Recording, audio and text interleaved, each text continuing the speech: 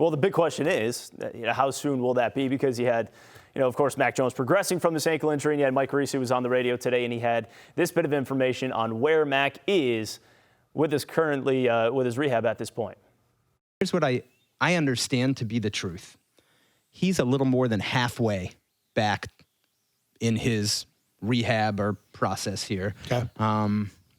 So I guess the question would be what number do you put it at that you'd be comfortable putting him out there? Let's say if what I believe to be the truth is the truth, and it's, call it 50 to 65 or 70 where he's at. It wouldn't shock me if he tries because he cares. He wants his job.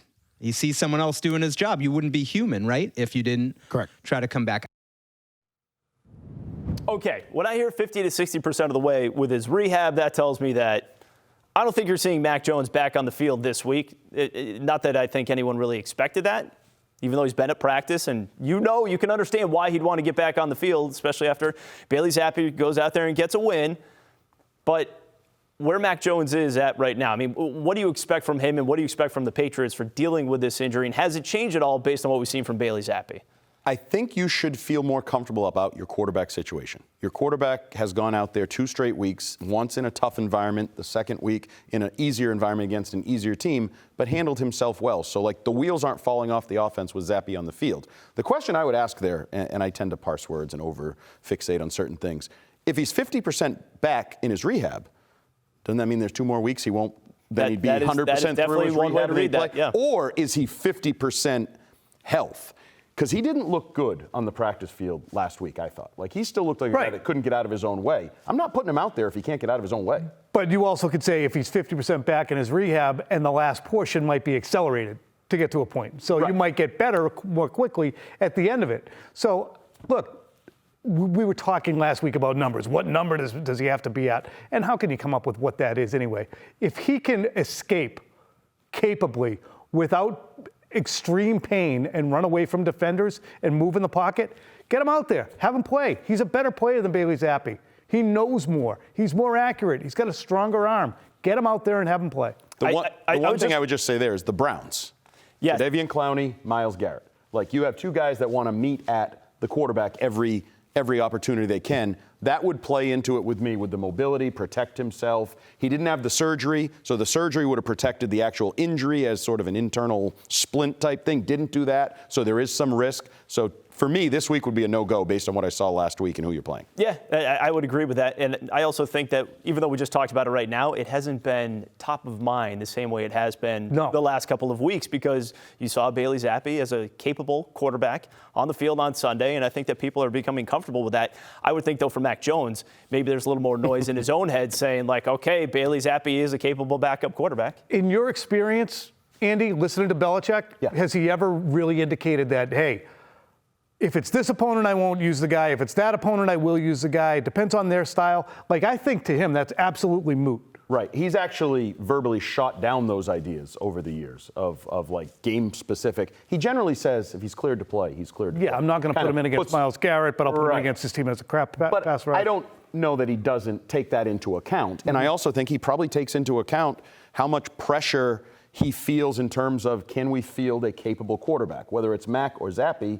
He didn't know what Zappe was 2 weeks ago. Right. He was a complete unknown. Joe Judge actually voiced that that week heading into Green Bay. Total unknown. He's advancing to the backup. Now you can say, how do you say? He didn't urinate down his leg? That's your preference. No peeps. So he doesn't do that. So that's a good sign. That gives you a little more confidence. All right, let's talk more about the offense, because you brought this up and the way they're running it, because Greg Bedard had this on what the Patriots did for Bailey Zappe. He said they gave him defined reads, ran the ball a ton, used play action, basically everything they were not doing for Mac Jones. If anything, this tells me Matt Patricia was way too aggressive with the offense in the early ongoing, and the entire offense, not just Jones, was not ready for it. When Jones returns, it's time to go back to being simple. That's courtesy of the Boston Sports Journal. It kind of makes sense, and you were alluding to it earlier, and Curran, you're talking about, the risk-reward throws and trying to push the ball downfield. Is it that obvious that we're seeing that where the offense was just too complex? They're trying to do too much. I know you brought up they're trying to score points with the Dolphins and the Bills and trying to set up an offense like that. Is that the reason that we saw Mac Jones struggle in the first couple of games of the season? I don't think it's the reason. I don't think that they've done enough to employ the things. And this is something that Phil Perry has been focusing on even prior to Mac Jones being injured, that Mac Jones was not being at least rewarded enough with the opportunity to run RPO, things that he specifically had asked for. They were near the bottom of the league in play action, and that's something that Phil hammered and hammered and hammered prior to Greg's asserting the same thing here. So I would say that's been an ongoing situation. Yeah, they should. They should employ these things that make them better because they're finding out what their identity is. Have they found out whether or not Devontae Parker is a good downfield threat for them in this offense because he went off for 5 catches and 156 yards one day, but they targeted him 10 times and had a pick on the en route? Like, we don't know those things yet. There's still so much to be learned about these guys. Yeah, and we're sort of cherry picking this game. I think we all would agree that the Patriots would have scored at least 29 points with Mac as the quarterback against the Lions. Probably more. He probably doesn't go 0 And how for many 4 would in the they red have scored zone. against Baltimore if Zappe was the quarterback?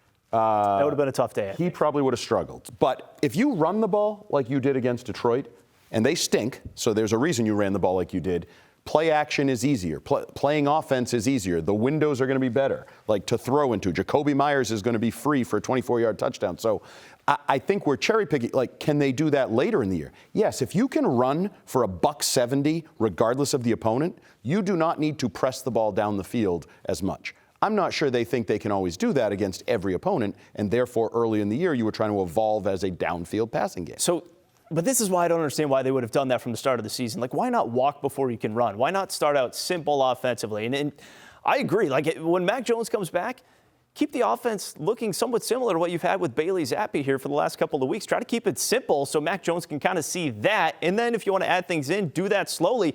I mean, you're not coming out of the gate trying to compete with the Buffalo Bills. Mm-hmm. You should be building up to that. You don't even have to play the Bills until late in the season. My theory on why is that's what the defenses were saying, go see if you can do it. They were giving him an opportunity to go and do it. Now, Xavier Howard, was that a great matchup to go attack? Probably not in the first drive of the season as you're marching downfield. But when you look at overall, that was the problem with the Patriots offense last year. There were too few teams who feared them. So as a result, the Patriots had to get it on film. We're going to go down the field on you if we can. We're going to try and get chunks. And they did get chunks, especially in that Baltimore game. I love that game. I mean, that's the interesting thing for everyone out there is going, I got to go Zappe now. Kid's got something. He was terrific, Mac Jones was against Baltimore. For a large portion. I agree with that. Real quick, because Damian Harris, and we'll give you the news on that in just a little bit, but Damian Harris is going to be out here for multiple weeks as reported.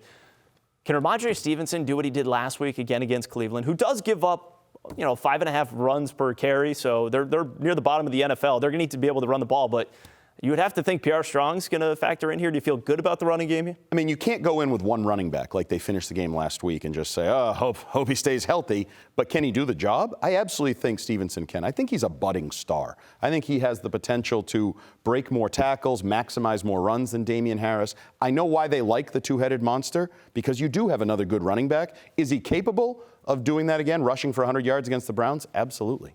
He should be a guy who should run for 20, should be able to take the ball in his belly 20 plus times, up to 25 times. We've seen guys do it throughout their NFL, throughout the history of the NFL. And just because in 2022 there are more running back by committees and there is more throwing, doesn't mean that guys don't have the capability at 6 feet, 230 pounds of carrying the ball that many times. That said, I bet you he's still sore today from the 25 because he was used to splitting drives every other drive, right? Harris drives, Steven. Now it's like, I can't tap out. There's nobody over there that plays running back, so I'm in for 25. I bet you he's still sore.